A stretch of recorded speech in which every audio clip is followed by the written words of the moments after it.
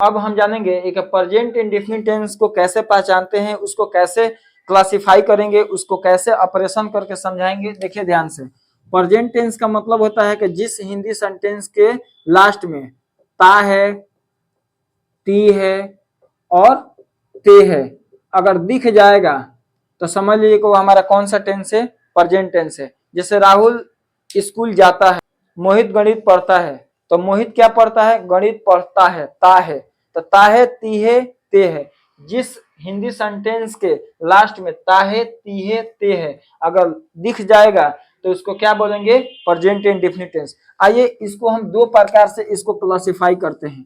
पहला, present indefinite tense पहचानने के बाद से हमारा दो कंडीशन होता है। एक होता है अफर्मेटिव सेंटेंस, एक क्या होता है, अफर्मेटिव सेंटेंस, इसको लोग पॉजिटिव सेंटेंस भी कहते हैं। दूसरा होता है negative sentence, negative sentence. Affirmative sentence में प्रेजेंट इंडेफिनिट टेंस में क्या लगता है, तो MV1 या MV5 लगता है।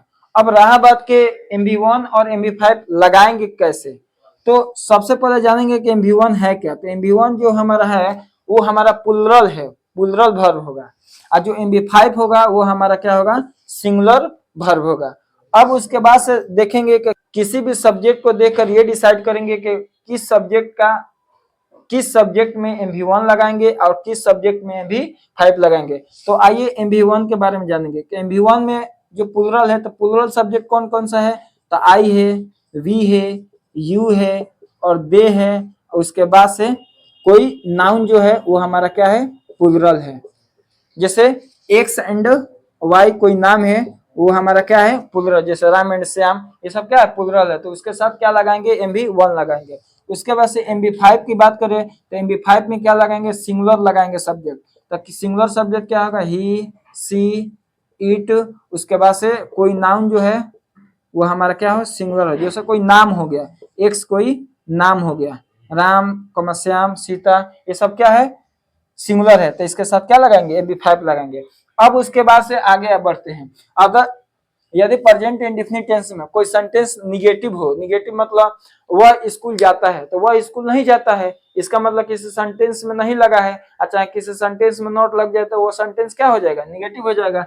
तो प्रेजेंट इंडेफिनिट टेंस के केस में अगर निगेटिव रहेगा तो उसमें क्या क्या लगेगा, या तो डू लगेगा और नहीं तो डज लगेगा। ठीक है, अब रहा बात के किसके साथ डू लगाएंगे और किसके साथ डज लगाएंगे, ये तो सबसे बड़ा प्रॉब्लम है।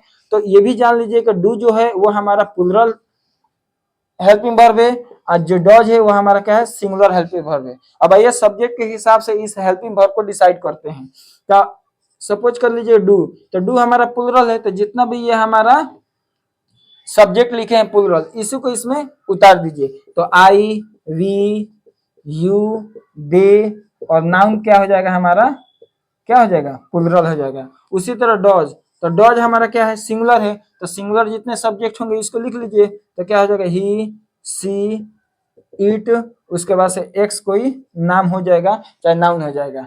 अब उसके बाद से आते हैं कि प्रेजेंट इंडेफिनिट टेंस में पॉजिटिव का स्ट्रक्चर क्या होगा और प्रेजेंट इंडेफिनिट टेंस में नेगेटिव का स्ट्रक्चर क्या होगा, तब तो जाकर हम ट्रांसलेशन बना पाएंगे। बहुत सारे मास्टर होते हैं कि प्रेजेंट इंडेफिनिट टेंस के हेडिंग डलवाएंगे और उसके बाद से क्या करेंगे, स्ट्रक्चर लिखेंगे और उसके बाद से दन दन दन दन ट्रांसलेशन बनवाना स्टार्ट करेंगे, जिसके कारण क्या होता है कि जो बच्चा का बेसिक होता है वो पता ही नहीं चलता है कि कौन MV1 होगा और कौन MV5 होगा। तो आइए इसका स्ट्रक्चर जानते हैं।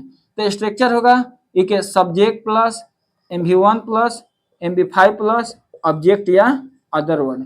और वहीं प्रेजेंट इंडेफिनिट टेंस का निगेटिव का स्ट्रक्चर क्या होगा, निगेटिव का स्ट्रक्चर क्या होगा, तो सब्जेक्ट होगा, डू या डज होगा, प्लस नॉट लगाएंगे, फिर MV1 लगाएंगे, फिर ऑब्जेक्ट या अदर वर्ड। ठीक है, अब हम बनाएंगे हिंदी उसका, तुम मुझे जानते हो।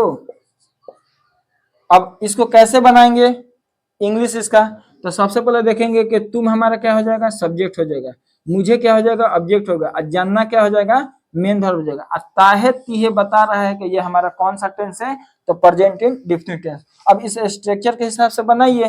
तो सबसे पहले सब्जेक्ट है, तो सब्जेक्ट क्या हो जाएगा, तुम का, तो यू हो जाएगा। अब इसके बाद से MV1 या MV5, तो देखते हैं कि जब सब्जेक्ट यू है तो यू हमारा क्या हो जाएगा, प्लूरल हो जाएगा। तो प्लूरल में क्या लगाएंगे, MV1 लगाएंगे।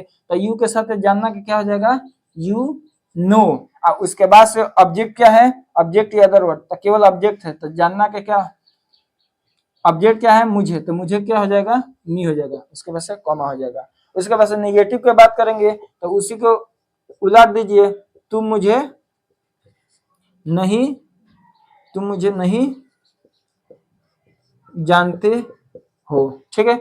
अब ये सब्जेक्ट हो जाएगा, ये ऑब्जेक्ट हो जाएगा, जानना मेन वर्ब हो जाएगा। ताहित ये बता रहा है कि प्रेजेंट इंडेफिनिट टेंस है और नहीं लगा है, इसका मतलब समझेंगे कि ये टेंस हमारा क्या है, ये जो सेंटेंस क्या है हमारा, निगेटिव है। तो आइए बनाइए, इसके हिसाब से बनेंगे कि इसके हिसाब से, इसके हिसाब से, क्योंकि इसमें क्या लगा है, नहीं लगा है। तो प्रेजेंट इंडेफिनिट टेंस का निगेटिव का स्ट्रक्चर क्या हो जाएगा, पहले सब्जेक्ट, तो सब्जेक्ट क्या लगाएंगे, यू। उसके बाद से क्या लगाएंगे, डू या डज, तो डू, क्यों, क्योंकि यू हमारा प्लूरल है।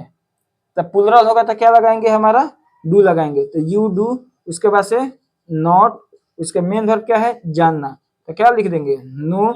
और उसका ऑब्जेक्ट क्या है, मुझे, तो मुझे क्या हो जाएंगे। तो इस प्रकार प्रेजेंट इंडेफिनिट टेंस का ऑपरेशन किया जाता है, ना कि डायरेक्ट स्ट्रक्चर और ना ही हिंदी इंग्लिश। कभी जिंदगी में उसको समझ नहीं आएगा। जब तक उस बच्चे को कंसेप्ट नहीं क्लियर होगा तब तक कोई भी मास्टर पढ़ाएगा स्ट्रक्चर और इसका हिंदी इंग्लिश, तब तक वो समझ में नहीं आएगा। तो ये वीडियो कैसा लगा है शेयर जरूर करें। धन्यवाद।